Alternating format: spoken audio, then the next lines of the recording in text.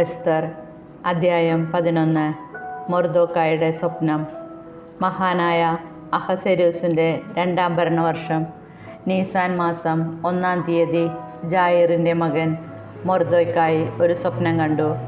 ജായിർ Benjamin ഗോത്രത്തിലെ കിഷിൻ്റെ മകൻ ഷിമെയിയുടെ പുത്രനായിരുന്നു.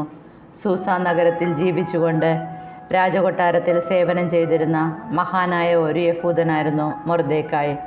Babylon രാജാവായ നബൂഖദ്നേസർ യൂദാ രാജാവായ യെഖൊന്യായോടൊപ്പം ജെറുസലേമിൽ നിന്ന് കൊണ്ടുപോകുന്ന തടവുകാരിൽ ഒരുവനായിരുന്നു അവൻ. സ്വപ്നം ഇതായിരുന്നു: ഭൂമുഖത്ത് ബഹളവും സംഭ്രാന്തിയും ഇടിമുഴക്കവും ഭൂകമ്പങ്ങളും ലഹളയും. 2 ഭീകരസത്വങ്ങൾ പൊരുതാൻ ഒരുങ്ങി മുന്നോട്ട് വന്നു. അവ അതിഭയങ്കരമായി അലറിക്കൊണ്ടിരുന്നു. അവയുടെ അലർച്ച കേട്ട് സകല ജനതകളും നീതിമാന്മാരുടെ ജനതയ്ക്ക് എതിരെ യുദ്ധത്തിനൊരുങ്ങി. ഭൂമുഖത്ത് അന്ധകാരത്തിൻ്റെയും നൈരാശ്യത്തിൻ്റെയും കഷ്ടതയുടെയും ദുരിതത്തിൻ്റെയും പീഡനത്തിൻ്റെയും മഹാകലാപത്തിൻ്റെയും ഒരു ദിവസം. നീതിമാന്മാരുടെ ജനത മുഴുവൻ കഷ്ടതയിലായി. തങ്ങളെ ഭീഷണിപ്പെടുത്തുന്ന ദുഷ്ടതകളെ അവർ ഭയപ്പെട്ടു. നശിക്കാൻ അവർ തയ്യാറായി. അപ്പോൾ അവർ ദൈവത്തെ വിളിച്ചു. അവരുടെ കരച്ചിലിൽ നിന്ന് ചെറിയ ഉറവയിൽ നിന്നെന്ന പോലെ ധാരാളം ജലമുള്ള ഒരു മഹാനദി ഉണ്ടായി. പ്രകാശം വന്നു, സൂര്യൻ ഉദിച്ചുയർന്നു, എളിയവർ ഉയർത്തപ്പെട്ടു, ഉന്നതർ നശിപ്പിക്കപ്പെട്ടു. ദൈവം ചെയ്യാൻ ഉറച്ചിരിക്കുന്നത് എന്തെന്ന് മൊർദെഖായി ഈ സ്വപ്നത്തിൽ കണ്ടു. ഉണർന്നപ്പോൾ അത് അവൻ്റെ മനസ്സിൽ തങ്ങി നിന്നു. അത് എല്ലാ വിശദാംശങ്ങളോടും കൂടെ ഗ്രഹിക്കാൻ അവൻ ദിവസം മുഴുവൻ ശ്രമിച്ചു. എസ്തർ അദ്ധ്യായം 12. രാജാവിനെതിരെ ഗൂഢാലോചന. കൊട്ടാരത്തിൻ്റെ അങ്കണത്തിൽ കാവൽ നിന്നിരുന്ന ഗബാദ, താറ എന്ന ഷണ്ഡന്മാരോടൊപ്പം മൊർദെഖായി അങ്കണത്തിൽ വിശ്രമിക്കുകയായിരുന്നു. അവൻ അവരുടെ സംഭാഷണം കേൾക്കാനിടയായി. അവരുടെ ഉദ്ദേശം ആരാഞ്ഞറിഞ്ഞു. അവർ അഹസ്വേരോസ് രാജാവിനെ വധിക്കാൻ ഒരുങ്ങുകയാണെന്ന് മനസ്സിലാക്കി. അവരെപ്പറ്റി അവൻ രാജാവിനെ അറിയിച്ചു. രാജാവ് ആ 2 ഷണ്ഡന്മാരെ വിചാരണ ചെയ്തു. കുറ്റം സമ്മതിച്ച അവരെ വധശിക്ഷയ്ക്ക് ഏൽപ്പിച്ചു. രാജാവ് ഈ സംഭവങ്ങളുടെ ഒരു രേഖ ഉണ്ടാക്കി സൂക്ഷിച്ചു. മൊർദെഖായി അവയുടെ ഒരു വിവരണവും തയ്യാറാക്കി. രാജാവ് മൊർദെഖായിയോട് കൊട്ടാരത്തിൽ സേവനം ചെയ്യാൻ കൽപ്പിക്കുകയും ഇക്കാര്യങ്ങൾക്ക് അവന് സമ്മാനം കൊടുക്കുകയും ചെയ്തു. എന്നാൽ ബുഗേയനായ ഹമ്മേദായുടെ മകൻ ഹാമാനോട് രാജാവിന് വലിയ മതിപ്പായിരുന്നു. അവനാകട്ടെ രാജാവിൻ്റെ ആ 2 ഷണ്ഡന്മാരെ പ്രതി മൊർദെഖായിയെയും അവൻ്റെ ആളുകളെയും ഉപദ്രവിക്കാൻ തക്കം പാർത്തിരുന്നു. എസ്തർ അദ്ധ്യായം 1. അഹസ്വേരോസിൻ്റെ വിരുന്ന്. ഇന്ത്യ മുതൽ എത്യോപ്യ വരെയുള്ള 127 പ്രവിശ്യകൾ ഭരിച്ചിരുന്ന അഹസ്വേരോസ് രാജാവ് തലസ്ഥാനമായ സൂസായിലെ സിംഹാസനത്തിൽ വാഴുമ്പോൾ തൻ്റെ 3-ാം ഭരണവർഷം തൻ്റെ സകല പ്രഭുക്കന്മാർക്കും സേവകന്മാർക്കും പേർഷ്യയിലെയും മേദിയയിലെയും സേനാധിപന്മാർക്കും പ്രവിശ്യകളിലെ പ്രഭുക്കന്മാർക്കും നാടുവാഴികൾക്കും ഒരു വിരുന്ന് നൽകി. 180 ദിവസം അവൻ തൻ്റെ രാജകീയ മഹത്വത്തിൻ്റെ സമൃദ്ധിയും തൻ്റെ പ്രതാപ ഐശ്വര്യങ്ങളുടെ ആഡംബര പൂർണ്ണതയും അവരുടെ മുൻപിൽ പ്രദർശിപ്പിച്ചു.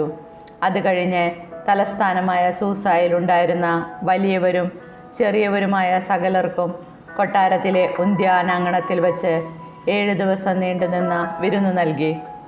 അവിടെ മാർബിൾ സ്തംഭങ്ങളിലുള്ള വെള്ളിവളയങ്ങളിൽ ചെമന്ന നേർത്ത ചണനൂലുകൾ കോർത്ത് പരുത്തിത്തുണി കൊണ്ടുള്ള വെളുപ്പും നീലയുമായ യവനികകൾ തൂക്കിയിട്ടിരുന്നു.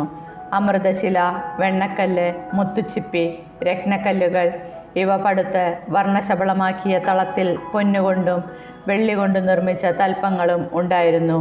വിവിധതരം പൊൻചഷകങ്ങളിലാണ് പാനീയങ്ങൾ പകർന്നിരുന്നത്. രാജകീയ വീഞ്ഞും രാജാവിൻ്റെ ഔദാര്യമനുസരിച്ച് നിർലോഭം വിളമ്പി. കുടിക്കുന്നത് നിയമാനുസൃതമായിരുന്നു. എന്നാൽ കുടിക്കാൻ ആരെയും നിർബന്ധിച്ചില്ല. ഓരോരുത്തരുടെയും ഇഷ്ടം നോക്കണമെന്ന് സേവകന്മാർക്ക് രാജാവ് കൽപ്പന കൊടുത്തിരുന്നു. അഹസ്വേരോസ് രാജാവിൻ്റെ കൊട്ടാരത്തിലെ സ്ത്രീകൾക്ക് വാഷ്തി രാജ്ഞിയും ഒരു വിരുന്ന് നൽകി. 7-ാം ദിവസം രാജാവിൻ്റെ ഹൃദയം വീഞ്ഞു കുടിച്ച് സന്തുഷ്ടമായപ്പോൾ വാഷ്തി രാജ്ഞിയുടെ സൗന്ദര്യം ജനങ്ങൾക്കും പ്രഭുക്കന്മാർക്കും കാണിച്ചു കൊടുക്കാൻ വേണ്ടി അവളെ രാജകീയ കിരീടം ധരിപ്പിച്ച് രാജസന്നിധിയിൽ ആനയിക്കാൻ അഹസ്വേരോസ് രാജാവ് കൊട്ടാരത്തിലെ സേവകന്മാരായ മെഹുമാൻ, ബിസ്ത, ഹർബോണ, ബിക്ത, അബാക്ത, സേത്താർ, കാർക്കോസ് എന്നീ 7 ഷണ്ഡന്മാരോട് കൽപ്പിച്ചു. രാജ്ഞി കാഴ്ചയ്ക്ക് വളരെ അഴകുള്ളവളായിരുന്നു. ഷണ്ഡന്മാർ അറിയിച്ച രാജകൽപ്പന അനുസരിച്ച് വരുന്നതിന് വാഷ്തി രാജ്ഞി വിസമ്മതിച്ചു. തന്മൂലം രാജാവ് കോപിച്ചു. കോപം ഉള്ളിലാളിക്കത്തി. നിയമത്തിലും ന്യായത്തിലും പാണ്ഡിത്യമുള്ളവരോട് ആലോചന ചോദിക്കുക രാജാവിന് പതിവായിരുന്നു. തൻ്റെ മുഖഭാവം ശ്രദ്ധിച്ചുകൊണ്ടിരുന്ന പേർഷ്യയിലെയും മേദിയയിലെയും പ്രഭുക്കന്മാരായ കർഷേന, ഷെത്താർ, അദ്മാദ, താർഷിഷ്, മേരസ്, മർസേന, മെമുക്കാൻ എന്നീ ജ്ഞാനികളും പ്രമുഖന്മാരുമായ 7 പേരോട് രാജാവ് ആരാഞ്ഞു. നിയമമനുസരിച്ച് വാഷ്തി രാജ്ഞിയോട് എന്താണ് ചെയ്യേണ്ടത്? അഹസ്വേരോസ് രാജാവ് ഷണ്ഡന്മാർ മുഖേന അറിയിച്ച കൽപ്പന അവൾ അനുസരിച്ചില്ല. അപ്പോൾ മെമുക്കാൻ രാജാവിനോടും പ്രഭുക്കന്മാരോടുമായി പറഞ്ഞു. രാജാവിനോട് മാത്രമല്ല, പ്രഭുക്കന്മാരോടും അഹസ്വേരോസ് രാജാവിൻ്റെ എല്ലാ പ്രവിശ്യകളിൽ നിന്നുള്ള സകല ജനങ്ങളോടുമാണ് വാഷ്തി രാജ്ഞി തെറ്റ് ചെയ്തിരിക്കുന്നത്. രാജ്ഞിയുടെ ഈ പ്രവൃത്തി എല്ലാ സ്ത്രീകളും അറിയുകയും ഭർത്താക്കന്മാരെ അവർ അവജ്ഞയോടെ വീക്ഷിക്കുന്നതിന് ഇടയാവുകയും ചെയ്യും. അവർ പറയും, തൻ്റെ മുൻപിൽ വരാൻ അഹസ്വേരോസ് രാജാവ് വാഷ്തി രാജ്ഞിയോട് ആജ്ഞാപിച്ചു. അവൾ ചെന്നില്ല. രാജ്ഞിയുടെ പെരുമാറ്റത്തെപ്പറ്റി കേട്ട പേർഷ്യയിലെയും മേദിയയിലെയും വനിതകൾ അതിനെപ്പറ്റി ഇന്ന് തന്നെ രാജാവിൻ്റെ സകല പ്രഭുക്കന്മാരോട് പറയും. അങ്ങനെ എങ്ങും വലിയ അവജ്ഞയും അമർഷവും ഉണ്ടാകും. രാജാവിന് ഹിതമെങ്കിൽ വാഷ്തി ഇനിയൊരിക്കലും അഹസ്വേരോസ് രാജാവിൻ്റെ മുൻപിൽ വരരുതെന്ന് ഒരു രാജശാസനം പുറപ്പെടുവിച്ച് അതിന് മാറ്റം വരാതിരിക്കത്ത വിധം അത് പേർഷ്യക്കാരുടെയും മേദിയക്കാരുടെയും നിയമങ്ങളിൽ എഴുതട്ടെ. രാജ്ഞീപദം അവളേക്കാൾ ശ്രേഷ്ഠയായ ഒരുവൾക്ക് രാജാവ് നൽകുകയും ചെയ്യട്ടെ. അപ്രകാരം രാജകൽപ്പന വിസ്തൃതമായ രാജ്യത്തെങ്ങും വിളംബരം ചെയ്യുമ്പോൾ സകല സ്ത്രീകളും വലിയവരും ചെറിയവരും തങ്ങളുടെ ഭർത്താക്കന്മാരെ ബഹുമാനിക്കും. ഈ ഉപദേശം രാജാവിനും പ്രഭുക്കന്മാർക്കും ഇഷ്ടപ്പെട്ടു. മെമുക്കാൻ നിർദ്ദേശിച്ചതുപോലെ രാജാവ് ചെയ്തു. പുരുഷന്മാർ വീടുകളിൽ നാഥന്മാരായിരിക്കണമെന്ന് രാജാവ് തൻ്റെ സകല പ്രവിശ്യകളിലേക്കും എഴുത്തുകൾ അയച്ചു. ഓരോ പ്രവിശ്യയ്ക്കും അതിൻ്റെ ലിപിയിലും ഓരോ ജനതയ്ക്കും അതിൻ്റെ ഭാഷയിലുമാണ് എഴുതിയത്. എസ്തർ അധ്യായം 2. എസ്തറിന് രാജ്ഞീപദം. കോപം ശമിച്ചപ്പോൾ അഹസ്വേരോസ് രാജാവ് വാഷ്തിയെയും അവളുടെ പ്രവൃത്തിയെയും അവൾക്കെതിരെ പുറപ്പെടുവിച്ച കൽപ്പനയെയും ഓർത്തു. രാജാവിനെ സേവിച്ചിരുന്ന ഭൃത്യന്മാർ പറഞ്ഞു, സൗന്ദര്യമുള്ള യുവകന്യകമാരെ രാജാവിന് വേണ്ടി അന്വേഷിക്കട്ടെ. രാജ്യത്തെ സകല പ്രവിശ്യകളിലും രാജാവ് സേവകന്മാരെ നിയമിച്ചാലും അവർ സ്ത്രീകളുടെ ചുമതല വഹിക്കുന്നവനും രാജാവിൻ്റെ ഷണ്ഡനുമായ ഹെഗാഗിയുടെ നേതൃത്വത്തിൽ തലസ്ഥാനമായ സൂസായിലെ അന്തപുരത്തിൽ സൗന്ദര്യമുള്ള സകല യുവകന്യകമാരെയും കൊണ്ടുവരട്ടെ. അവർക്ക് വേണ്ട ലേപന വസ്തുക്കളും കൊടുക്കട്ടെ. രാജാവ് ഇഷ്ടപ്പെടുന്ന കന്യക വാഷ്തിക്ക് പകരം രാജ്ഞിയാകട്ടെ. ഇത് രാജാവിന് ഇഷ്ടപ്പെട്ടു. അവൻ അങ്ങനെ ചെയ്തു. തലസ്ഥാനമായ സൂസായിൽ മെർദെക്കായ് എന്ന ഒരു യഹൂദനുണ്ടായിരുന്നു. അവൻ ബെഞ്ചമിൻ ഗോത്രജനായ കിഷിൻ്റെ മകൻ ഷിമെയയുടെ മകനായ ജായറിൻ്റെ മകനായിരുന്നു. ബാബിലോൺ രാജാവായ നബൂഖദ്നേസർ യൂദാ രാജാവായ യെക്കോണിയായോടൊപ്പം ജെറുസലേമിൽ നിന്ന് തടവുകാരായി കൊണ്ടുപോയവരുടെ കൂട്ടത്തിൽ അവനും ഉൾപ്പെട്ടിരുന്നു. അവൻ തൻ്റെ പിതൃ സഹോദരൻ്റെ മകളായ ഹദ്ദാസയെ എസ്തറിനെ വളർത്തിയിരുന്നു. അവൾക്ക് അപ്പനും അമ്മയുമില്ലായിരുന്നു. ആ യുവതി രൂപവതിയും സുമുഖിയുമായിരുന്നു. മാതാപിതാക്കൾ മരിച്ച അവളെ മെർദെക്കായ് സ്വന്തം മകളായി സ്വീകരിച്ചു. രാജാവ് വിളംബരം ചെയ്ത കൽപ്പനയനുസരിച്ച് തലസ്ഥാനമായ സൂസായിൽ കൊണ്ടുവന്ന് സ്ത്രീകളുടെ ചുമതല വഹിക്കുന്ന ഹെഗാഗിയെ ഏൽപ്പിച്ച് അനേകം കന്യകാരുടെ കൂട്ടത്തിൽ എസ്തറുമുണ്ടായിരുന്നു. അവളെ അവൻ ഇഷ്ടപ്പെടുകയും അവൾ അവൻ്റെ പ്രീതി നേടുകയും ചെയ്തു. അവൻ അവൾക്കാവശ്യമായ സുഗന്ധ തൈലങ്ങളും ഭക്ഷണവും രാജകൊട്ടാരത്തിൽ നിന്ന് തിരഞ്ഞെടുത്ത 7 തോഴിമാരെയും കൊടുത്തു. അവൾക്കും തോഴിമാർക്കും അന്തപുരത്തിലെ ഏറ്റവും നല്ല സ്ഥലം നൽകി. തൻ്റെ വംശമോ കുലമോ എസ്തർ ആർക്കും വെളിപ്പെടുത്തിയില്ല. അത് ആരോടും പറയരുതെന്ന് മൊർദെഖായി അവളോട് കൽപ്പിച്ചിരുന്നു. എസ്തറിന് സുഖമാണോ എന്നറിയാൻ മൊർദെഖായി ദിവസവും അന്തപുരത്തിൻ്റെ മുൻവശത്തുകൂടെ നടക്കുമായിരുന്നു. യുവതികളുടെ സൗന്ദര്യവർദ്ധനത്തിന് 6 മാസം മീറ തൈലവും 6 മാസം സുഗന്ധദ്രവ്യങ്ങളും ലേപനങ്ങളും കൊണ്ടുള്ള പരിചരണ പരിപാടി നിശ്ചയിച്ചിരുന്നു. ഈ 12 മാസം കഴിഞ്ഞ് ഓരോ യുവതിയും തവണയനുസരിച്ച് അഹസേരൂസ് രാജാവിൻ്റെ അടുത്തേക്ക് ചെന്നു. ഓരോ യുവതിയും രാജസന്നിധിയിലേക്ക് പോകുമ്പോൾ താൻ ആഗ്രഹിക്കുന്നതെന്തും അന്തഃപുരത്തിൽ നിന്ന് രാജകൊട്ടാരത്തിലേക്ക് കൊണ്ടുപോകാൻ അനുവദിച്ചിരുന്നു. സന്ധ്യയ്ക്ക് അവൾ പോയിട്ട് രാവിലെ ഉപനാരികളുടെ മേൽവിചാരകനും രാജാവിൻ്റെ ഷണ്ഡനുമായ ഷാഷ്ഗസിൻ്റെ കീഴിലുള്ള അന്തഃപുരത്തിലേക്ക് മടങ്ങും. രാജാവിന് അവളിൽ പ്രീതി തോന്നുകയും അവളെ പേര് ചൊല്ലി വിളിക്കുകയും ചെയ്തില്ലെങ്കിൽ അവൾ വീണ്ടും രാജസന്നിധിയിൽ പോവുകയില്ല. മൊർദെഖായിയുടെ പ്രതിവ്യനായ അബിഹായിലിൻ്റെ മകളും അവൻ മകളായി ദത്തെടുത്തവളുമായ എസ്തർ രാജസന്നിധിയിൽ ചെല്ലാനുള്ള തവണ വന്നപ്പോൾ രാജസ്ത്രീകളുടെ ചുമതലക്കാരനും രാജാവിൻ്റെ ഷണ്ഡനുമായ ഹെഗ്ഗായി നിർദ്ദേശിച്ചവയല്ലാതെ മറ്റൊന്നും ആവശ്യപ്പെട്ടില്ല. കാണുന്നവരുടെ എല്ലാം പ്രീതി എസ്തർ നേടിയിരുന്നു.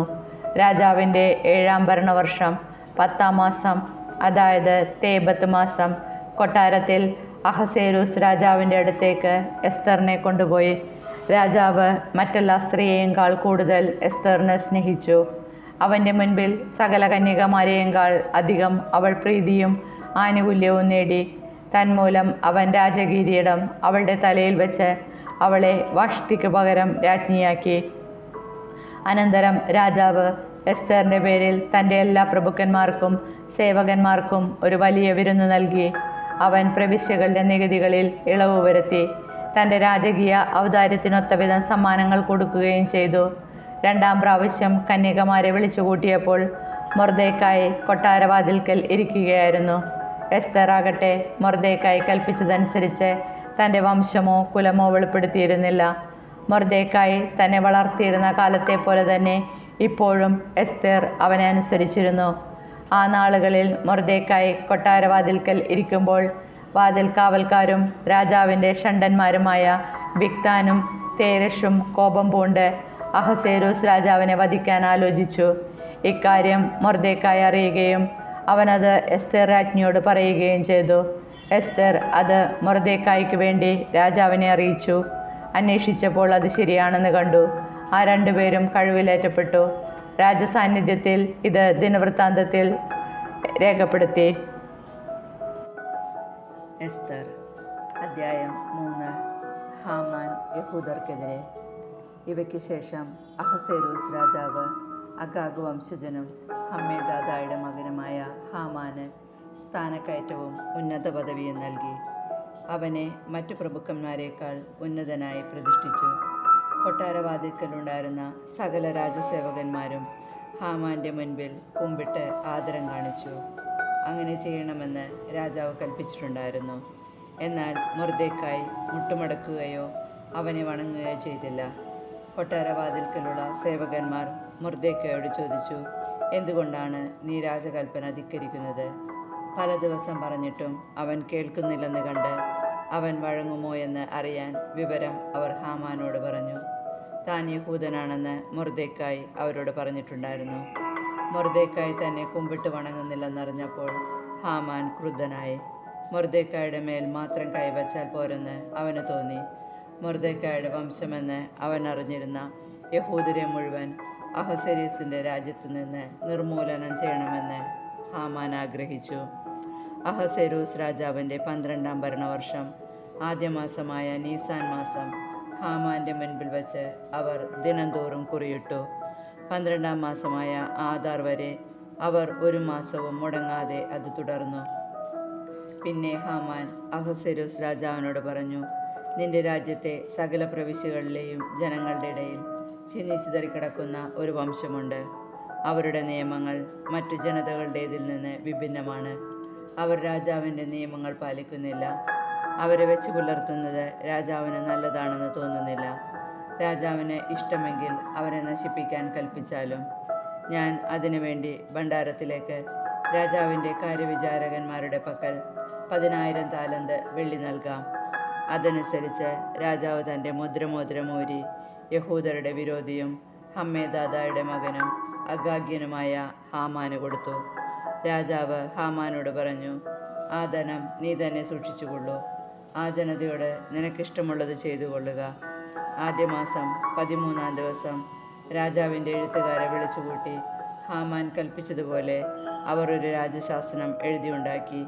രാജപ്രതിനിധികൾക്കും സകല പ്രവിശ്യകളിലെയും നാടുവാഴികൾക്കും എല്ലാ ജനതകളുടെയും പ്രഭുക്കന്മാർക്കും ഓരോ പ്രവിശ്യക്കും അതതിൻ്റെ ലിപിയിലും ഓരോ ജനതയ്ക്കും അതതിൻ്റെ ഭാഷയിലും അഹസ്വേരോസ് രാജാവിൻ്റെ നാമത്തിൽ എഴുതി രാജമോതിരം കൊണ്ട് അതിൽ മുദ്രവെച്ചു.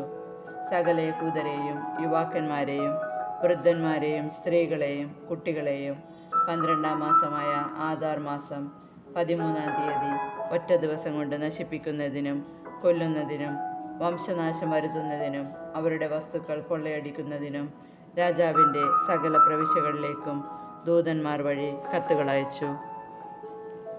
എസ്തർ അദ്ധ്യായം 3. എല്ലാ ജനതകളും ആ ദിവസത്തേക്ക് തയ്യാറായിരിക്കാൻ വേണ്ടി ഈ രേഖയുടെ പകർപ്പ് രാജശാസനമായി എല്ലാ പ്രവിശ്യകളിലും എത്തിച്ച് വിളംബരം ചെയ്യേണ്ടിയിരിക്കുന്നു. രാജകൽപ്പന പ്രകാരം ദൂതന്മാർ ശീഘ്രം പോയി തലസ്ഥാനമായ സൂസായിൽ ഈ വിളംബരം പ്രസിദ്ധപ്പെടുത്തി.